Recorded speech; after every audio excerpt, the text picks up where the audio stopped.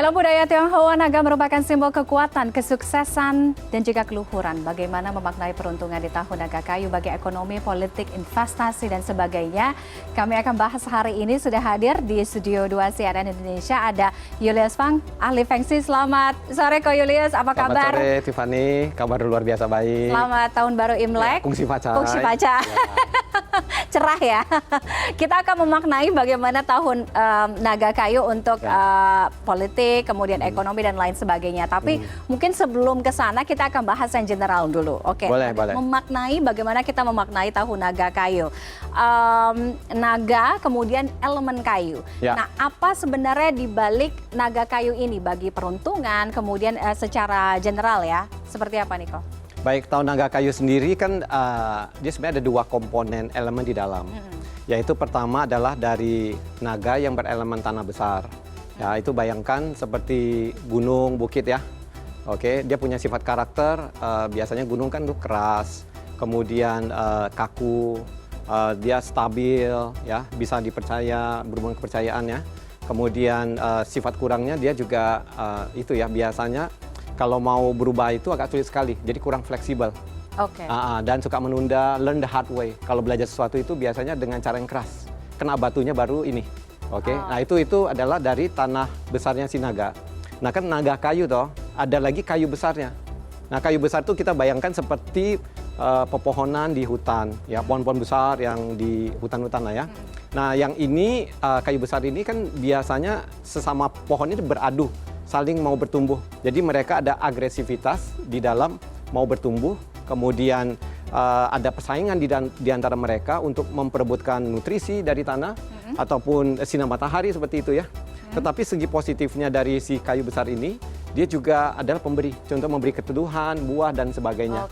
Jadi however kayu ini sebenarnya kan orang juga kayunya cukup sensitif kayak gitu loh.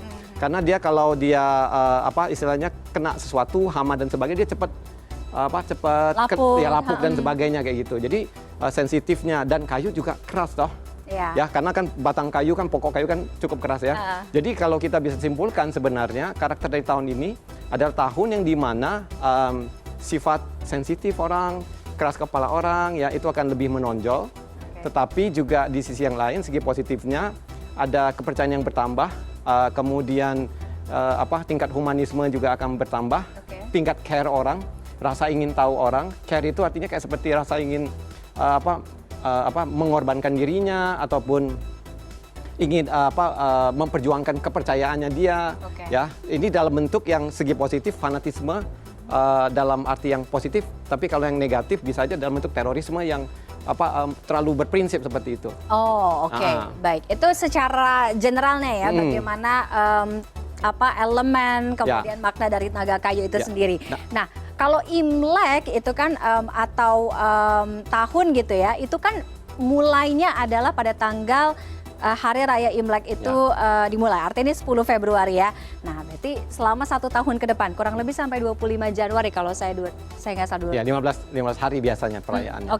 Nah, kalau begitu, kalau kita lihat dari soal aspek politik, yang paling dekat dengan tahun baru Imlek dan sudah masuk di tahun naga kayu adalah pemilu. Betul. Ini adalah tahun-tahun panas. Nah, bagaimana kemudian naga kayu ini dalam dunia perpolitikan Indonesia akan seperti apa?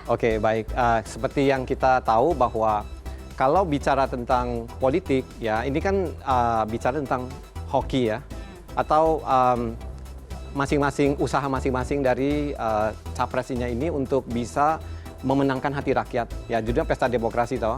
Jadi kalau ditinjau dari Indonesia punya perpolitikan, sebenarnya kami melihat di semester awal, semester awal itu maksudnya di 6 bulan awal, pengaruh tahun kelinci air itu masih hebat, masih ada pengaruhnya. Seperti bayangkan kalau seperti salju mencair itu kan nggak tiba-tiba dalam sehari jeng-jeng sulap langsung tiba-tiba bunga tumbuh toh. Dia butuh pelan-pelan ada mencair pelan-pelan, dan nanti berapa bulan kemudian ini. Jadi bayangkan kelinci air transisi ke naga kayu itu butuh kurang lebih sekitar sampai pertengahan tahun untuk naga kayunya benar-benar bisa dirasakan pengaruhnya secara zodiak, sio dan sebagainya itu untuk masyarakat Indonesia khususnya yang berada di Pulau Jawa ya, seperti Jakarta, kemudian Bali ya, Papua dan sebagainya. Jadi untuk belahan bumi selatan, karena Jakarta itu terletak dekat dengan belahan bumi selatan daripada Tiongkok, Eropa, Amerika itu yang di belahan bumi utara. Oke, jadi tentu kalau ditanya apakah sekarang di Tiongkok sudah tahun naga kayu? Yes, mereka per 22 Desember sudah tahun naga kayu.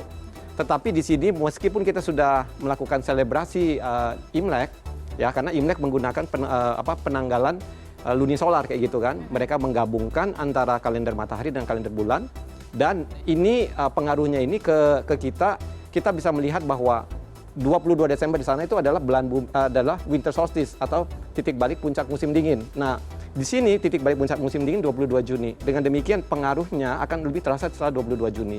Kalau dilihat dari politik dan 6 bulan awal masih masuk kelinci air. Ya, tentu ada beberapa paslon yang diuntungkan kayak seperti itu. Nah, contohnya yang 02 lebih diuntungkan kayak gitu. Ya, tapi nanti begitu masuk di 6 bulan berikutnya, nah 02 akan berubah. Dia punya dia punya hokinya seperti itu. Jadi tentu kita bisa melihat bahwa peruntungan manusia itu akan ada siklus yang berubah-ubah kayak gitu loh. Oke, dia akan stabil gitu ya. Karena pengaruh sio yang kita sebut. Karena pengaruh sio ya. Oke, itu untuk perpolitikan. Nah, kalau perekonomian, bagaimana perekonomian di tahun naga dengan elemen kayu ini? Apakah stabil, cenderung stabil, labil, atau bagaimana orang harus menyiasati kondisi keuangan mereka, khususnya untuk investasi ya, cuan-cuan yang ada di tahun ini gitu. Ya, saya ngerti kalau bicara ekonomi pasti bicara cuan toh. Tadi kan kita sudah lihat bahwa tahun naga kayu ada tahun yang agresif untuk bertumbuh ya, seperti pohon yang ini. Artinya dibaca kalau dalam konteks ekonomi ini adalah tahun persaingan yang sengit ya, seperti layaknya kita mendaki gunung di mana semua ingin mendaki sukses, mendapatkan cuan, tetapi perjalanannya itu butuh pengorbanan, butuh kerja keras, dan rewardnya akan bagus. Artinya buat yang mau buka usaha atau yang usahanya sudah ada ya pemirsa, harus tetap tahu bahwa tahun ini bukan tahun yang gampang ya. Dan kami menganalisis bahwa tahun naga kayu sebenarnya dari dunia sendiri itu recovery-nya cukup lambat dan agak cukup cenderung stagnan. Dan ini di tengah perang dan konflik dan sebagainya, dan imbasnya ke Indonesia. Oke, di mana nanti Indonesia ekspornya juga masih akan makin melemah lagi dibandingkan dengan tahun kemarin. Kemudian pengaruhnya juga di Indonesia sendiri adalah Pilpres yang kami prediksi 2 putaran, dan ini akan berpengaruh kepada investor yang wait and see masuk ke sini. Kemudian pengaruh suku bunga lagi ya, dan ini tentu butuh strategi buat kita untuk mengatasinya. Tetapi di sisi lain ini ada juga peluang. Kenapa peluang? Karena kalau dalam satu kesulitan pasti ada yang bisa istilahnya ada chance bisnis. Contohnya misalnya pas lagi musim politik kampanye ini adalah yang bisnis yang berhubungan dengan alat-alat peraga kampanye ya, lembaga survei kayak gitu toh.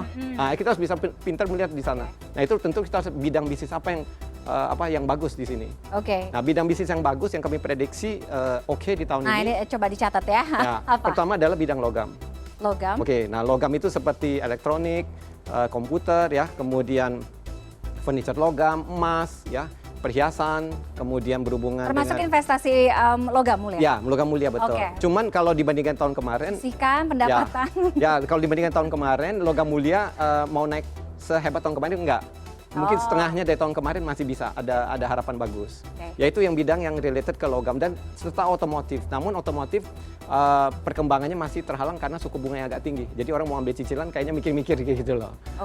Nah, yang kedua yang bagus adalah api. Api itu seperti yang berhubungan energi, masak, restoran kayak gitu ya. Kemudian juga berhubungan dengan F&B ya, kecantikan, ya kayak kosmetik seperti itu. Kemudian pasar saham yang kami prediksi juga akan cenderung konsolidatif dan cenderung bullish di tahun ini, ya IHSG seperti itu. Itu adalah di bidang elemen api, yang kedua bagus. Yang ketiga yang kita kategorikan cukup adalah bidang air, dan keempat adalah kayu. Air itu ya seperti kafe, travel, minuman, pariwisata dan sebagainya. Kemudian kayu berarti seperti fashion, tekstil, pendidikan, kesehatan seperti itu. Dan yang agak kurang tahun ini adalah di bidang elemen tanah, which is seperti real estate, properti kayak gitu ya. Kemudian perbankan, agriculture, peternakan dan lain-lain. Jadi artinya apa? Orang harus berpikir ulang ketika ingin membeli properti tahun ini. Justru mindsetnya dibalik. Mindsetnya dibalik. Mindset balik. Jadi pada saat kita membeli properti itu pada harga tinggi atau harga rendah? Harga rendah. Harga rendah. Nah, itu sekarang ini siklusnya lagi rendah. Oh, oke. Ya, jadi kalau lagi prospeknya bagus berarti semua orang pada lagi gila-gila beli properti dan goreng-goreng harga sudah lagi gila-gilaan.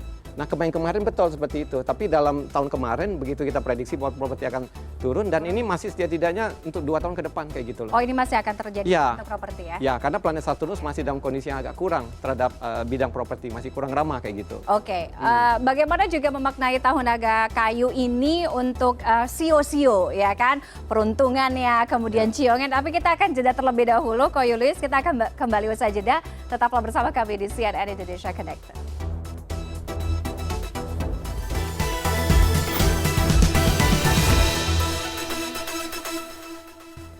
Baik, kita masih kembali di CNN Indonesia Connected dan juga kita akan melihat bersama Ko Julius ya bagaimana memaknai tahun naga kayu. Tadi sudah di bidang politik, kemudian perekonomian, investasi, mana-mana yang bisa menjadi peluang investasi dan cuan. Kita akan bergeser ke dunia olahraga. Nah, khususnya olahraga, bagaimana kans peluang Indonesia untuk bisa bersinar di internasional, ya kan Ko Julius? Kalau Olimpiade Paris 2024 ini ada 2 yang kita kumpulkan, ada banyak tapi kita melihat 2 yang Esensial, penting. Betul. Ada Olimpiade Paris bulan Juli, kemudian ada AFC U23 Asian Cup kalau saya tidak salah bulan April ini dia. Nah, bagaimana melihat kemudian cabang-cabang olahraga kita, atlet-atlet kita bisa bersinar di event internasional tahun ini? Oke, baik. Kalau kita lihat dari yang Paris dulu ya ini ya. Kalau Paris ini tentu kita pelajari dulu hoki negaranya. Ya, ini semua dengan asumsi tentu ya. Asumsinya bahwa negara yang berlomba itu harus dengan level yang sama. Oke, jadi jangan cerita contohnya misalnya contohnya soccernya Indonesia, sepak bola Indonesia diadu dengan Irak yang levelnya ini kayak seperti langit dan bumi. Okay. Berarti yang kalau ditanya bagaimana peruntungannya, ya mungkin lihat skor golnya aja. Yang Indonesia bisa sempat cetak gol atau enggak kayak gitu loh. Ya, kalau lagi pas hoki bagus. Jadi jangan ngomong bicara tentang Indonesia bakal menang karena levelnya satu langit dan satu bumi. Jadi ini semua pakai asumsi. Jadi asumsinya misalnya atlet yang dikirim di Olimpiade Paris ini misalnya adalah levelnya semua sama. Semua level-level kaliber yang mirip. Nah, kita cek di Paris ini kalau nggak salah tadi di bulan Juli ya, sekitar itu di 2024 ini hoki negara kita termasuk setengah bagus. Ya, dan bulannya favor ke negara kita. However, naga kayu buat Indonesia dengan yang sio Indonesia yang macan menurut perhitungan kita ini perhitungannya masih setengah bagus.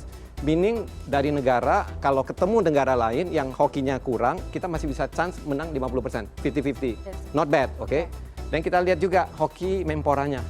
Oke, kalau masih Menporanya Dito seperti itu yang megang di sini, hokinya kebetulan agak kurang di bulan tersebut. Ya, tahun not bad, ya, tetapi dengan sionya dia, sio kuda itu yang kita lihat, performanya untuk karir juga setengah bagus di itu. Dan kalau kita hitung secara persentase, kurang lebih sekitar 40-45% bisa mencapai target. Oke. Dan cara untuk solusinya gimana? Solusinya adalah pertama orangnya sendiri, Menporanya harus hadir ke sana. Oke. Kemudian kedua, kalau dia nggak hadir di sana, dan dia harus mengirimkan ketua tim Olimpiade yang hokinya bagus banget dan orangnya harus capable. Jadi syarat utamanya capable, bukan hoki kayak gitu loh. Ya, dan kalau dia juga hoki juga, dan ini mungkin kita dari target misalnya 20 medali, ya moga-moga 40-45% bisa tercapai. Oke. Ya, tapi tentu harus realistis ya set goalnya. Jangan yang karena kata Ko Julius ini kurang, ya udah kita setnya rendah kayak gitu loh. Oke, itu untuk olahraga ya. Nah, ini dia nih yang paling mujur gitu ya, moncar, kemudian yang sio-sio yang ciong gitu. Ya. Dari sio-sio ini, mana sio-sio yang potensial untuk mujur di tahun naga yang kayu? Hoki ya. Yang hoki, kemudian yang ciong kan banyak yang bilang kalau naga kayu itu sebenarnya bagus untuk misalkan orang melahir punya anak, kan? Ya sebenarnya betul. Besar, ya benar, sebenarnya pemirsa bahwa anak sio naga lebih unggul dari yang lain itu adalah hoax ya. Itu jangan dipercaya, itu benar mitos banget. Okay. Ya kenapa? Karena isu tersebut, maka 12 tahun yang lalu gitu ya, waktu pas kan ini naga kayu berarti naga air 12 tahun yang lalu gitu ya. Terjadi baby booming yang semua sio naga. itu melonjak kalau nggak salah kurang bisa sekitar 20% di Tiongkok sendiri kayak gitu loh, dan worldwide kayak gitu kan. Dan itu akan jadi kompetisi luar biasa di antara mereka kayak gitu loh. Ya, jadi dan semua CEO punya chance besar untuk sukses, bisa jadi pemimpin dan sebagainya. Oke, jadi jangan hanya dari itu jangan dipercaya, oke? Terus kemudian sio yang hoki di tahun naga kayu. Pertama adalah sio ayam, ya. Kemudian tikus, monyet, kemudian babi dan ular. Oke, dan ayam, tikus, monyet, babi dan ular ini ya disarankan untuk lebih produktif ya, jadi lebih banyak network, kemudian usaha yang lebih kenceng tahun ini dia akan banyak dikasih kelancaran. Dan sio yang hoki berarti dia akan mudah populer, viral, terkenal ataupun banyak disukai orang. Jadi gunakan ini untuk mempopulerkan diri Anda dan produk dan jasa Anda. Ya, minta testimoni dari produk yang kita jual dan sebagainya. Jadi kan kita bisa dapat nama baik. Nah, sio yang ciong ini adalah sio yang mendapatkan tantangan ujian naik kelas di tahun ini. Yaitu diisi yang pertama paling berat adalah sio naga ciong ke anjing, yang pertama yang paling berat. Kemudian kedua kelinci. Oke, nah tadi kenapa saya ngomong yang 02 agak sulit kalau di ini karena kena ciong. Kalau di putaran kedua kayak gitu ya, kelinci. Kemudian ketiga adalah kerbau, keempat kambing, dan kelima adalah naga itu sendiri. Oh, justru naga sendiri ya? Ya, tetapi... jadi belum tentu ya sebenarnya orang yang bersio di tahun itu justru dia hoki, laki ya? Ya, jadi sebenarnya tergantung ya jawabannya. Karena apa? Karena kita harus lihat, sebenarnya ada bocoran rahasianya pemirsa CNN Indonesia. Kita lihat 12 tahun yang lalu untuk sio naga, apakah kita mengalami satu hal yang baik atau tidak. Kalau mengalami satu yang baik, dan kita nggak usah khawatir. Tahun ini kita juga akan ada kemungkinan masih baik yang kita dapatkan. Tapi kalau 12 tahun yang lalu, kita semua pemilik masing-masing sio ini, kita mengalami hal yang kurang baik, dan ini akan repetisi. Ini seperti siklus bioritme kayak gitu loh. Seperti itu. Jadi tadi yang sio anjing, kemudian kelinci, kemudian nextnya kerbau, kambing dan naga itu sendiri, kita lihat prestasi 12 tahun yang lalu. Ya kan 12 tahun lalu juga sionya sama, tahunnya tahun naga, cuma naga air kayak gitu. Nah ini sio yang ini disarankan untuk lebih mawas diri, hindari konflik ya, kemudian harus jaga ucapan dan perbuatan seperti itu ya, dan banyak lakukan amal ibadah. Ya, dan ciong bukan berarti sial loh ya, oke? Cuma hanya butuh usaha lebih untuk antisipasi ujian dan tantangannya lebih besar untuk naik ya kelas. Di tahun ini ya. Betul kayak gitu. Oke, baik, terima kasih menarik Ko Julius untuk analisisnya terkait dengan naga kayu. Mudah-mudahan semua pemirsa CNN Indonesia punya tingkat kewaspadaan, punya ujian naik kelas, naik level di tahun ini. Betul. Tapi apapun itu kembali ke dirinya Mas. Dan jangan lupa, ini kan kita lagi musim politik nih, Pilpres. Kita boleh beda pilihan. Jadi kita berpolitik ya dengan cara yang santuy ya, dengan lebih damai ya, jangan kayak seperti ini.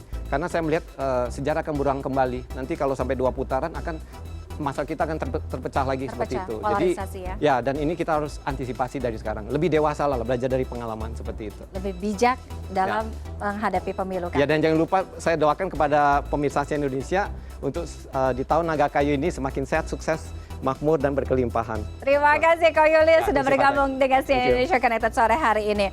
Oke.